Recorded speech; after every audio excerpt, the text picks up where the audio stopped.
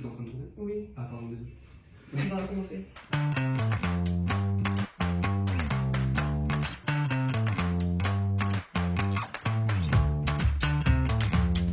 Les conseillers des Français de l'étranger, c'est vos élus locaux.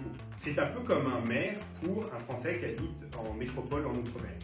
Les conseillers français de l'étranger, ils siègent au sein du conseil consulaire, ils prennent des décisions importantes, par exemple sur les bourses scolaires, et aussi, ils contribuent au débat national, puisqu'ils élisent les sénateurs des Français de l'étranger qui siègent au Sénat.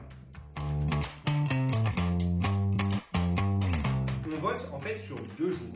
Le 29 mai pour tous les Français qui habitent aux États-Unis, au Canada, dans les Amériques, dans les Caraïbes, et le 30 mai pour tous les Français qui habitent dans le reste du monde.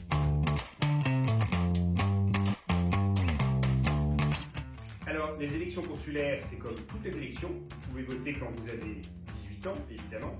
Et il faut aussi que vous soyez inscrit sur la liste électorale consulaire de là où vous habitez. Et cette liste, vous avez jusqu'au 23 avril pour vous y inscrire. Il y a 3 façons de voter.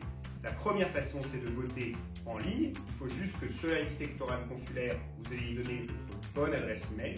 Et il faudra que vous votiez entre le 21 et le 26 mai, c'est-à-dire avant la date de l'élection. La deuxième façon, c'est de voter par procuration. Attention, il faut donner votre procuration à quelqu'un qui est sur la même liste électorale consulaire que vous. Et la troisième, c'est de voter comme à n'importe quelle élection, à Lyon, le jour de l'élection. Évidemment, au regard de la pandémie qu'on traverse, je ne peux que vous encourager, si possible, à voter par Internet.